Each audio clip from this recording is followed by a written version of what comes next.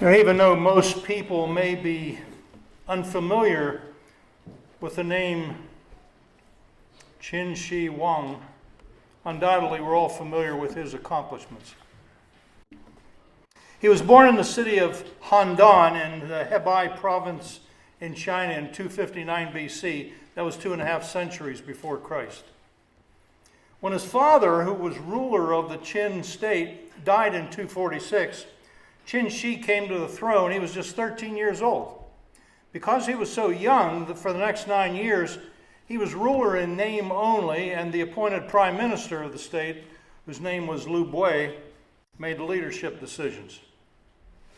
But after 9 years, because of a scandal involving the former king's widow, Liu Bui was removed from office and banished. Qin Shi was now in full control, and the things that he accomplished during his reign were significant. We could almost say that he invented China, really. The area that is today the country of China consisted at that time of 7 rival states or provinces. The tribal areas in these provinces each had their own ruler. They were called kings, which often were at war with one another. As he conquered province after province, he transformed this feudalistic state into a unified realm. It had standardized currency, weights, and measures. So really, he made China one country. Now, you might say that this newfound power went to his head, so much so that he didn't feel the Chinese term for king was sufficient to honor him anymore. And so he invented a new term. That was the term emperor. Qin became the first emperor of China. He initiated massive national construction projects, which included roads, canals, 700 palaces, and defense fortresses, the most prominent of which was built to keep the barbarians from the north out of his empire. Today, you know it as the Great Wall of China. He started that project, or he didn't finish it. It took many, many years to finish. But today that wall runs currently 13,000 miles through China, all started by Emperor Qin. Things were going so well for the emperor that he determined he might as well live forever. But just in case he didn't, a tomb was built that would sufficiently honor his memory. It had to be a tomb fit not for a king, but for an emperor. The tomb, or the funerary compound, was actually cut out of a mountain, and it was enormous. It took 700,000 people 30 years to build. When finished, it covered an area of 20 square miles, a 20 square mile grave. In 1974, 7 brothers in the village of Zhiyang were digging a well when they unearthed part of the original tomb area. What they discovered amazed archaeologists everywhere. They had uncovered an underground army of 8,000 life-size terracotta warriors standing in formation, complete with horses. This army was expected to protect the emperor in the afterlife. Excavation of that area continues today. In fact, most of the tomb is yet to be unearthed. In December of 2012, the remains of an imperial palace on the site of the tomb were discovered at the site. The palace is huge. It's 7 football fields long and 2.5 wide. All of this for the burial of a dead emperor. Now, we can't miss the irony in all this. Emperor Qin never expected to use the mausoleum. He planned on living forever. He was convinced that somewhere there was a life elixir or immortality drug. It just had to be discovered. And so he initiated a search. Hundreds of ships were sent off into the Pacific to find what was called the land of the immortals. Alchemists were commissioned with unlimited funding to discover this life elixir. One of them was convinced that he found it. Summoned to the court, he began giving the emperor this miracle medication every day. Qin, unaware of the danger that he was imbibing, dutifully swallowed this prescribed daily dose of mercury. Little did he know that he was poisoning himself. Gradually, he was overtaken by insanity. He became a recluse, trusted no one. He had 400 scholars buried alive because he didn't trust them. He banished his own son and heir from the kingdom. When he died, he was just 49 years old. Not quite the age he was planning on living to. You know, there's a valuable lesson to be learned from the story of Emperor Qin's life, one that he sadly missed. It is that even though someone may think that they are completely in control of life, there is a higher power to which all must yield that control. Ultimately, the one who is really in control of life and the one to whom we all must answer is none other than God. That's the subject of today's message.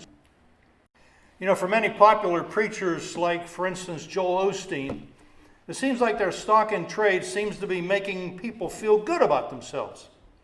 Even in society at large, you hear statements like, well, he's a good person or she's a good person. The truth is, none of this squares with Scripture. In fact, just the opposite of is true. God's assessment of mankind is that none of us are good. Every one of us has a depraved sin nature. We inherited it from Adam. Now that doesn't mean that we can't do good things or say good things or have good thoughts. We can. But good thoughts, words, or actions don't come naturally to any of us. As sinners, the only hope any of us has is salvation that is offered us through the person and work of Jesus. However, understanding that sin nature we all have helps us to grasp much that would otherwise be incomprehensible in the Bible. For example, how else would you explain how God's chosen people, Israel, this special people, would turn against him, disobey him, and reject him over and over? And this happened in spite of all that God did to show his love for them, to provide for them, to teach them. And yet here they are through the last several chapters that we've seen in the book of Isaiah. They're being warned about judgment coming their way because of their abject rebellion against God. The stern warning from God through Isaiah continues here in chapter 10. We've already seen it from chapters 7 through 9. And as Isaiah declares to God, declares to the Jews, the wrath of God that was about to fall. I'd like to start today, we're in Isaiah chapter 10, verses 1 to 4, the target of his wrath, the target of his wrath. Verse 1 starts this way: Woe to those who enact evil statutes and those who constantly record unjust decisions. That word, woe, interesting Hebrew word. It's the Hebrew word hoi. It's an emotional interjection. Basically, the way you can understand it is kind of like, say you're disciplining one of your children, and you have told them over and over, you cannot do this because if you do it, you will be punished. And you know what? I don't know if your kids are like mine, but you know what? After you've said that over and over again, what do? They do exactly what they were told not to do. And my reaction was always pretty much the same. Oh, because I knew that when they did what they did, that I was going to have to punish them. And I didn't want to punish them, but I had no choice. And so this reaction, oh, that's what the Hebrew word hoi means. God is signifying to the Jewish people through Isaiah, you know, I told you if you kept doing this, judgment was coming. The wrath of God was about to fall on them, and God didn't like it any more than they were going to like it. I want you to notice, though, what God signals as the reason for this judgment. He says, woe to those who enact evil statutes. Enact evil statutes. That word evil, normally the Hebrew word for evil is ra, R-A in English, and it means bad or wicked or sinful. That's not the Hebrew word that's used here. The Hebrew word that's actually used here literally means trouble. Somebody was enacting laws that were troubling the people of Israel. Now, they had a different governing system than we have today. But there are a lot of similarities. You see, we have an executive branch to our government, which is headed by the President of the United States. They had an executive branch to their government, it was led by the king. In this case, it happens to be Ahaz, a bad king. He was the executive branch of their government. We also have a branch of the government that enacts laws. Anybody know what that branch is called? The legislative branch. God was pointing to the legislative branch of the Jews. He says, woe to those who enact evil statutes. In other words, judgment is coming on those who create laws that are a burden to the people. And I'm thinking, was this written in 2020? This is exactly what our government does today. As a matter of fact, there are those, this 2020 has been an interesting year. It's a year that a lot of people wish were over. I told the kind of tongue-in-cheek a couple weeks ago about the guy that said, I wonder if my mother's offer to slap me in the next year is still on the table. 2020 has been a difficult year. And so what's happened is we have governors that are running many of the states in the country. The governors have taken on themselves legislative branch powers. And so governors, we have a particularly interesting governor in Pennsylvania, Governor Wolf, who has enacted emergency legislation. They don't call it a legislation because that would be illegal, but they're emergency decrees to tell people how to live. Last week, I was kind of joking earlier when I said phase 8, although it's only kind of half joking, because there are new rules coming out from Governor Wolf and the Secretary of Health. What's his name, her name? Levine.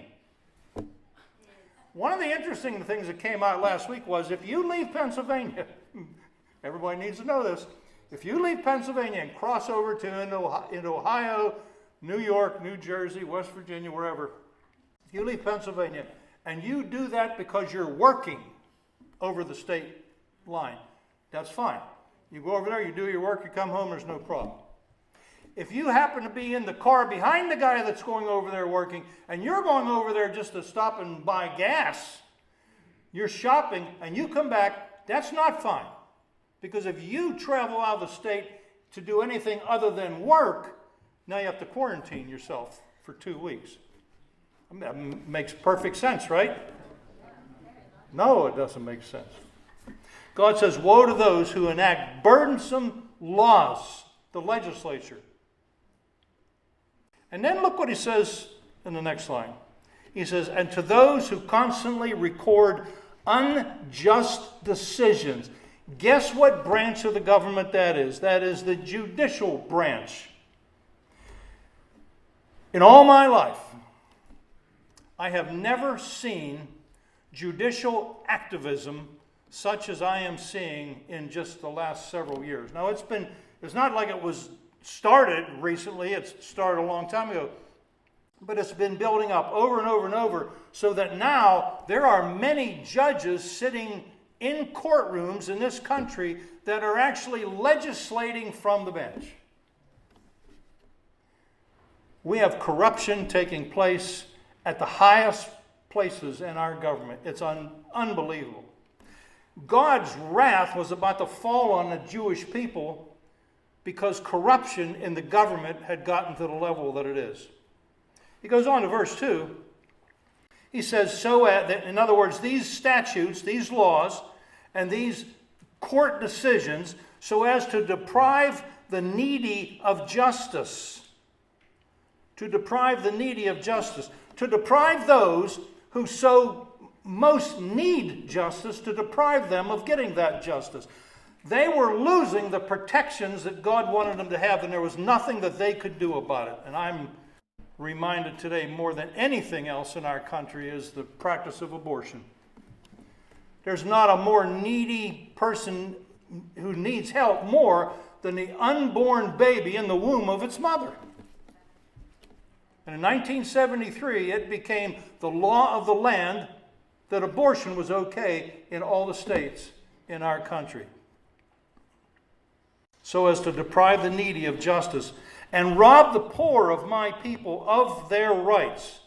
Anybody think their rights have been trampled on this last several months as our government has been changing so much?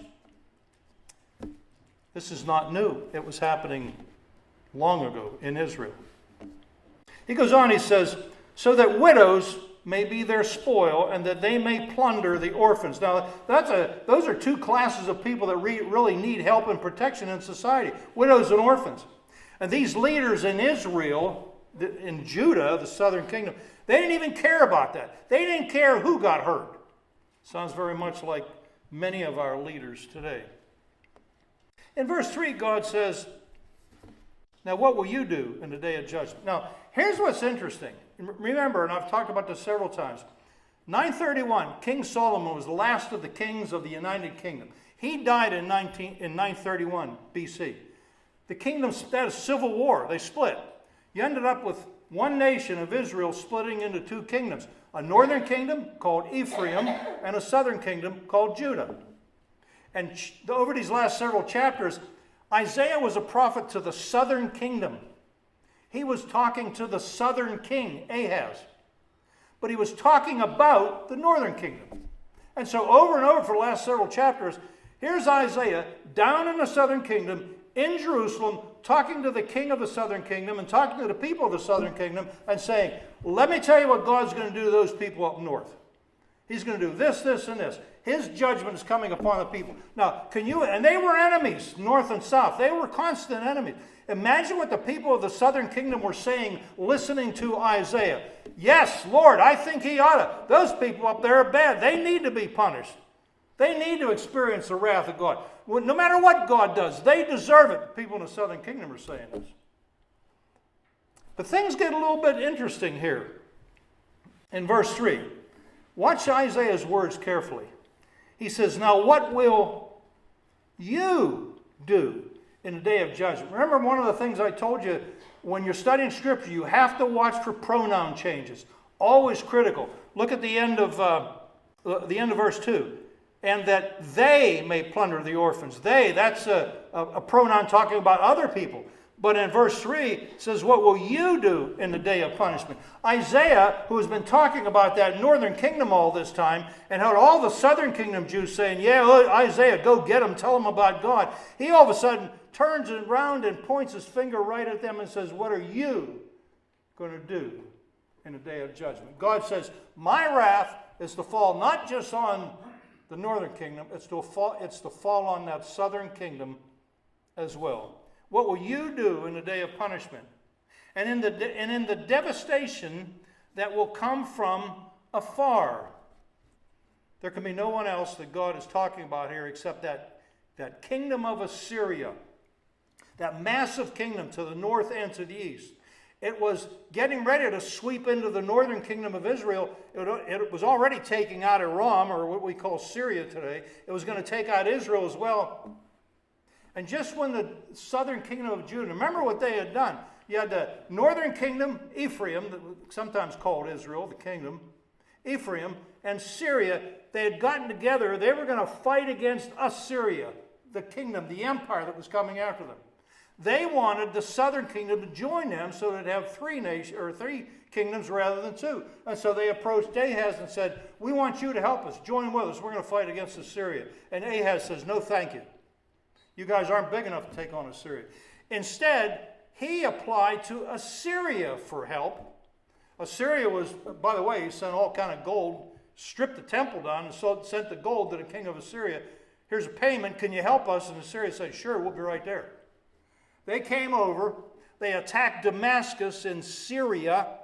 When they attacked Damascus in Syria, here's all the Syrians with the northern kingdom Jews. They're getting ready to attack Jerusalem. They got word that Assyria was attacking Damascus. They turned around and left and went up there to try to defend Damascus. What they didn't know was God was saying right here, by the way, when I'm done in the north, I'm bringing Assyria down into the south. And then the devastation that will come from afar, verse 3. Then God says this to those southern kingdom Jews, to whom will you flee for help? Who are you going to get to help you when Assyria comes over to attack you? Now, most people would say, well, that's simple. Ask God for help.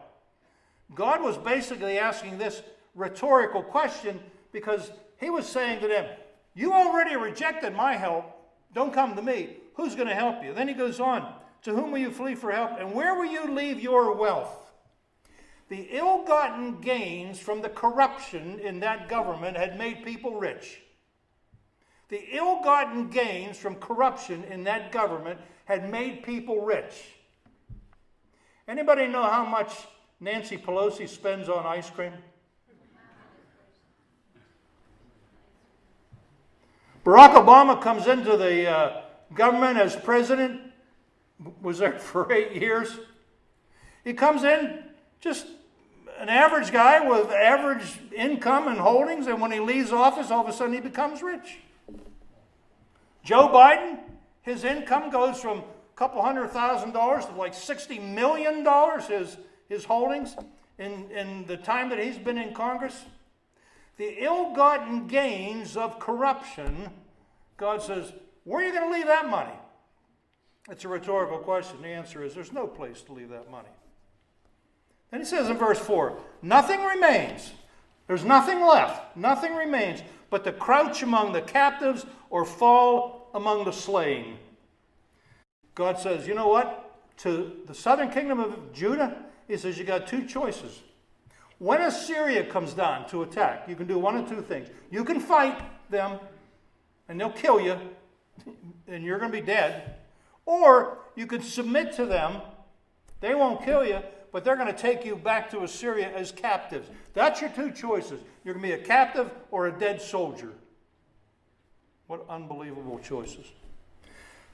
God had nothing good to say to the southern kingdom through this message from Isaiah.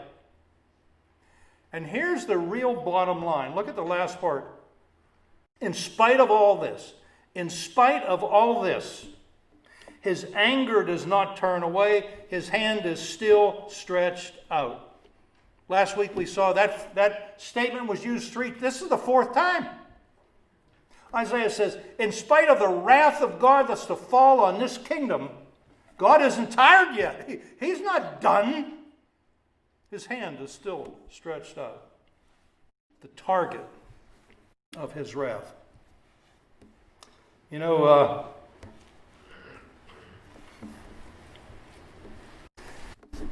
one of the things that saddens me the most is that corruption has overtaken our government. And the depth of it and the breadth of it is something I think that really it has shocked me. You know, the things that I'm seeing taking place and being carried out today in the government, if somebody would have told me 10 years ago, even 5 years ago, what things were going to be like, I would have said, I don't really think things are going to get that bad. Boy, what I have to say, I was wrong. Things are that bad and worse. Why is that? How is it that this country, our country, the country that I love and spent 6 years of my life in the United States Navy serving, how is it that this country could get this bad, this terribly bad? You know, in January of 1790, George Washington said this, quote, the establishment of our new government seems to be the last great experiment for promoting human happiness. And then there was a Frenchman by the name of Alexis de Tocqueville. He came over here to observe, what makes America tick. In the 1830s, he wrote a book, Democracy in America. And he said this in that book. He said, here, meaning in the United States, in America, here, civilized men would attempt to build a society on new foundations. This country was going to be different from every other country on the face of the earth. This country wasn't going to be run by a monarchy. It wasn't going to be run by the aristocracy. It was going to be run by the governed people giving their consent to the government to be their leaders. It was to be different. No other country on the face of the earth had this kind of government. And Washington knew it, and de Tocqueville knew it. And it was so for a while. Corruption, once again, it comes back to the sinful nature of man. Corruption started coming in, and things started getting bad. We have gotten to the place today where things are so bad, nobody could have ever imagined this happening. By the way, the election's not over yet. I pray about this every day. I hope you do too. Of course, if you listen to, I don't know how many of you listen to Fox News, which at one time I did. I thought Fox News was a great network. I don't listen to them at all anymore. They kind of, I've noticed over the last year and a half or so, things kind of changing a little bit over Fox News. I just found out a couple weeks ago that's because ownership changed about a year and a half ago. And so the conservative leadership in that company isn't the same as it was back then. And so I'd start hearing some of these newscasters saying some things over the last year and a half, and I'd say, what? Did he just say that? Did she just say that? And it's become so apparent. Election night, we were watching Fox News. I couldn't believe the things that were being said on Fox News and how they were calling certain states for Biden when the votes weren't anywhere near done being counted yet. So I started listening to Newsmax. Anybody here listen to Newsmax? You ought to find it. If you haven't found it, you ought to find it. Newsmax.com. Corruption has so overtaken our government. As a nation, we've turned against God. 60 million and counting babies have been murdered in the wombs of their mothers since 1973. 60 million. That's more than some nations have in people, total. In the 60s, God was kicked out of the school. His word was kicked out. Prayer was kicked out. We've turned our backs on God. We've rejected God as a country, even though there are many of us who are believers in Jesus Christ. That breaks our heart to see that. How can anybody be surprised that the wrath of God falls on people, on a nation that turns their backs on God? All right, real quickly, let's take a look at the tool of his wrath. You know, it's interesting. When God was going to punish the Jews in Judah, he didn't come down and do the punishing himself. He sent somebody. He sent the kingdom of Assyria, this massive kingdom. Look at verse 5. God says, woe to, there's that word again, woe, hoi. Woe to Assyria, the rod of my anger and the staff in whose hands is my indignation. God is saying that the kingdom of Assyria, the empire of Assyria, was like a rod that was used for beating. God used that kingdom as a rod to beat his people, to punish them. Verse 6 says, I send it against a godless nation. That's referring to Israel, a nation that was founded by God, led by God, provided for by God. They turned their backs on God. God calls Israel a godless nation. I send it against a godless nation. Commission it against the people of my fury, meaning the Jews, to capture booty and to seize plunder and to trample them down like mud in the streets. God says when Assyria is done with Israel, it's going to be like all the streets are full of mud from the boots of soldiers marching through it to destroy it. But then look what he says in verse 7. Yet it does not so intend. In other words, Assyria was God's tool to punish his people Israel. But not as far as they were concerned. It does not so intend, nor does it plan so in its heart, but rather it is its purpose to destroy and to cut off many nations. You see, as far as Assyria was concerned, they were doing what they wanted to do, and what they wanted to do was take over the whole world. They swept from where they were in Mesopotamia over to the east and down to the south. They were heading down to Africa. They were going to take over Egypt too. They just simply all they wanted was, we want more land. We want to control the world. That's what they wanted. They didn't care what God was using them for. Then it said, verse 8, for it says, Assyria says, are not my princes all kings? Is not Calno like Carchemish, or Hamath like Arpad, or Samaria like Damascus? Now this is interesting. There are three couplets here. Calno, Carchemish, Hamath, Arpad, Samaria, and Damascus. Those last three, Carchemish, Arpad, and Damascus, those were all cities that Assyria had conquered. Assyria took control of them. These other three, Calno, Hamath, and Samaria, were cities that were areas that were not yet conquered. Basically, what the king of Assyria was saying is, listen, if I took this city, I'm going to take this city. Just like I took this city, I'm going to take this city. This was arrogance. This was pride. Assyria was a proud nation. They didn't care about God. All they wanted to do was to control. And then he says in verse 10, this is quoting the king of Assyria, as my hand has reached to the kingdoms of the idols, whose graven images were greater than those of Jerusalem and Samaria, shall I not do to Jerusalem and her images, just as I have done to Samaria and her idols? In other words, the king of Assyria was saying, listen, the nations that I conquered, their gods were greater than the God of Jerusalem and Israel. And if I can take those nations who had all these idols and all these gods, what do you think? How do you think Israel's going to stop me? It was pure arrogance. Verse 12. Here's God's answer. So it will be that when the Lord has completed all his work on Mount Zion and Jerusalem, meaning the work of his wrath, he will say, I will punish the fruit of the arrogant heart of the king of Assyria and the pomp of his haughtiness. For he has said, by the power of my hand and by my wisdom I did this, for I have understanding. I have removed boundaries of peoples, plundered their treasures. Like a mighty man, I brought down their inhabitants. And my hand reached to the riches of the people like a nest. As one gathers abandoned eggs, I gathered all the earth, and there was not one that flapped its wing or opened its beak and chirped. The picture of what the king of Assyria was saying, listen, I went into these countries and I took control over them. And you know how hard it was? He said, basically it was as hard as me going to a nest where the chicken has been scooted out of the nest, the eggs are there, and all I had to do for the eggs was reach in and take them. King of Assyria was saying, this is how powerful I am. The tool of his wrath. You know, this is pride. We talked about this last week. Eventually, pride will make a fool of anyone. Eventually, pride will make a fool of anyone. I was thinking, just a couple examples.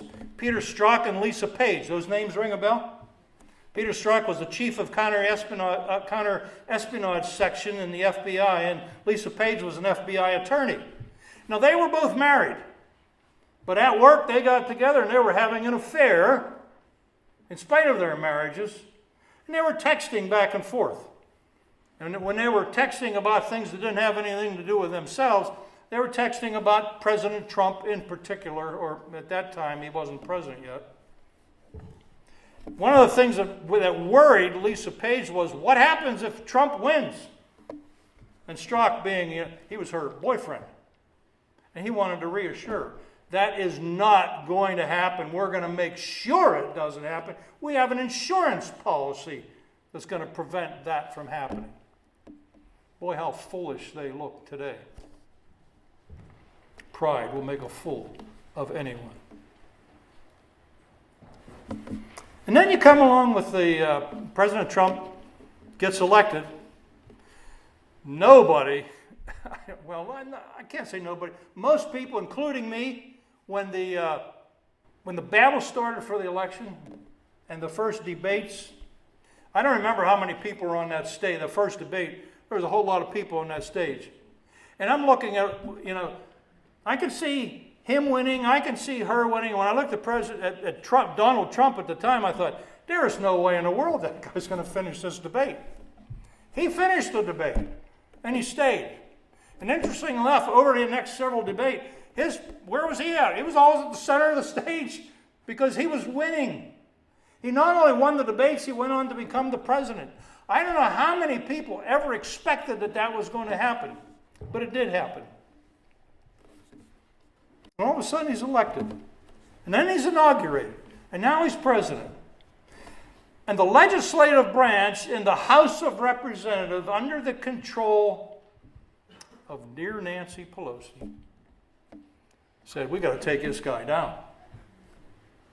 Impeachment proceeding. Well, hearings were started, which were a farce.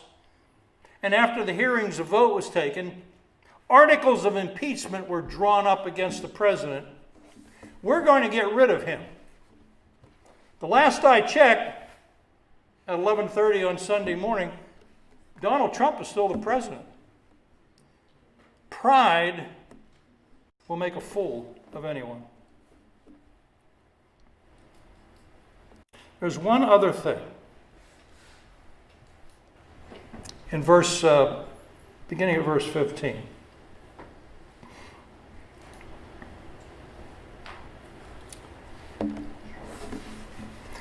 Is the axe to boast itself over the one who chops with it? This is the totality of his wrath.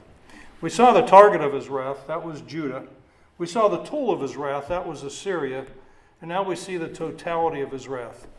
Is the axe to boast itself over the one who chops it? Now when you think about it, here's a guy, he goes out to cut down a tree, takes his axe. He's going to cut down a tree, he cuts down a tree, and when he gets done cutting down the tree, the axe says, wow, look at the job I did. And we would look at that and say, well, that's stupid. The axe was nothing more than a tool. It was the guy that was wielding the axe that did the good job cutting down the tree. Is the axe to boast itself over the one who chops it? In other words, is Assyria the one who claims control over this situation, which would be ridiculous? Is the saw to exalt itself over the one who wields it? Just as ridiculous. That would be like a club wielding those who lift it, or a rod lifting him who is not wood. In other words, it is absolutely ludicrous that Assyria would claim all these victories. God was simply using them as a tool, and they were too arrogant to understand that. Look at verse 16. Therefore the Lord, the God of hosts, will send a wasting disease among his stout warriors. A wasting disease. You know, it's interesting. This the picture here is attrition over a period of time. Things start strong and they become weaker. What happened with Assyria? They were doing such a good job in taking control of the world. They were moving too fast. Every country they would go to, they would defeat it, and they would conquer it. They would take control of it. Of course, when they did that, they had to leave soldiers there to make sure that law and order was maintained by Assyrian justice systems. Then they would go on to the next country and the next city. They would defeat it, conquer it, take control, leave some more soldiers there, go on to the next country. And all of these places where they went to, the people that were defeated, they might have been defeated in actual fact, but they weren't defeated in heart. They never intended to give up, and so they were constantly rebelling. But now, instead of rebelling against the whole country or the whole kingdom of Assyria, they're rebelling against those groups of soldiers that the Assyrians left behind. And that wasn't so hard to fight against that little group. Over the years, as Assyria kept conquering more lands, they actually became weaker because of all the rebellion and the people that were fighting against them. 16, therefore the Lord, the God of hosts, will send a wasting disease among his stout warriors. And then he says, under his glory, that's the glory of the king of Assyria, under his glory, a fire will be kindled like a burning flame. And here's the source of that fire. Verse 17. And the light of Israel will become a fire. The light of Israel, of course, is God. The light of Israel will become a fire. And his Holy One, his refers to Israel, his Holy One, a flame. Holy One, capitalized. That refers to God. The God of Israel will become like a flame to the Assyrians. God used the Assyrians. They bragged about it. They were arrogant about it. God says, I'm going to show my wrath on them too. The light of Israel will become a fire, and Israel's Holy One, or God, a flame, and it will burn and devour his thorns and his briars in a single day. It will burn and devour his briars and his thorns and briars in a single day. We got down to Isaiah chapter 37, talks about this, which is a ways ahead in our studies yet. But in Isaiah 37, it talks about the day that God fought against the Assyrians. It So he decided to kill some of the soldiers. 185,000 Assyrian soldiers were struck down in one day. That was a massive loss to the Assyrian Empire. God just wiped them out. Then he says in verse 18, and he will destroy the glory of his forest, meaning this is a metaphor. The kingdom of Assyria is looked at as a forest. All the soldiers are like his trees in the forest. He will destroy the glory of his forest and of his fruitful garden, both soul and body, and it will be as when a sick man wastes away. That massive forest with those huge trees everywhere is going to dwindle. And verse 19 finally says, and the rest of the trees of his forest, means the ones that are left after God's done with them, the rest of the trees of his forest will be so small in number that a child could write them down. When you teach kids to count, what's that first tool that you use to teach kids to count? Fingers. 5 on this hand. 1, 2, 3, 4, 5. As long as I can remember where I left off, I go over here and start with 6. There's 10. That's it. Later on, the kid gets smart enough to realize I can use my toes too. I can go up to 20. God says, when this wrath is done, the rest of the trees of his forest will be so small in number that a child counting on his fingers could write them down. In the 7th century, this massive kingdom of Assyria that had been taking over the world, this was a kingdom like the old emperor of China that was never going to die. They were just getting bigger, larger, stronger all the time. Nothing's ever going to stop us, the king of Assyria said. At the end of the 7th century, things didn't go so well for them. The Babylonians came along and absolutely obliterated the Assyrian Empire. You know, some things in China have not changed. They still have an emperor. They don't call him emperor, but he's an emperor. Xi Jinping, born in 1953. He rose through the ranks. First he became a provincial governor, then he became a secretary of the CCP, and then since 2012, Jinping is called the General Secretary of the Chinese Communist Party. General Secretary. That means he's in charge, basically. In 2018, he abolished presidential term limits. So in other words, just like the original emperor of China, Jinping is planning on leading the party until his death. President Trump looks at China, and President Trump says, they are not our friend. Joe Biden looks at China and says, are you kidding? What an excellent friend. Of course, they're an excellent friend to Biden. He became a millionaire through China's help. So Trump says, China's not our friend. Joe Biden says, yes, they are our friend. Years ago, I worked in a steel mill out near Pittsburgh, and I saw the effects of the newly configured steel industry in China that was brought about because of our magnanimous help to that country, and we began losing steel sales because of it.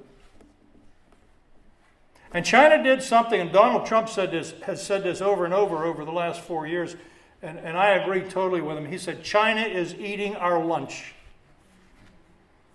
And Joe Biden says, nah, they're our friends. So there's this guy, Jinping. He is the actual emperor of China. If Joe Biden becomes president, and that may happen. I hope it doesn't. I pray that it doesn't, but if it does, it may happen. If he becomes president, I guarantee you that our nation's dealings with China are going to do a 180. They're going to do a reversal. And all of a sudden, we will be financially tied to China again. Right now, you know what the number one economic power in the world is? It's the United States. You know who's number two? It's China. And it won't take long, maybe 4 years of a Harris presidency. Nobody here really thinks Joe Biden would be president for 4 years. Come on. 4 years of a Harris presidency, that'll all be changed around.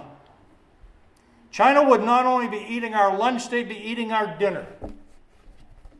And I have to say, God, why are you letting this happen? And God says, are you kidding? Look what the nation has done to me. You know, if you're not a believer today, if you're not a born-again Christian today, I would say things look absolutely hopeless. But if you're a born-again Christian today, if you've trusted Jesus Christ, I would say hopelessness isn't even on the table. Because my God has all of this under His control. Amen? I don't know where it's going to lead to. I don't know what the result's going to be. I know one thing. If Joe Biden becomes president, that's going to give me an awful lot more opportunities to witness. Because there are going to be more people hurting that need prayer, that need counseling, that need witnessing than even today. So I look at a message like this, a message to Judah, and say, from a human standpoint, it looks hopeless. But nothing is ever hopeless when you consider the God of this universe. And if you serve Him, your life should absolutely be filled with hope. Every day, you and I, as believers in Jesus Christ, should be able to get up every single morning and say, this is wonderful. It doesn't matter what happens today. My God is in charge and He's got this. Is that right? Amen. Let's pray together.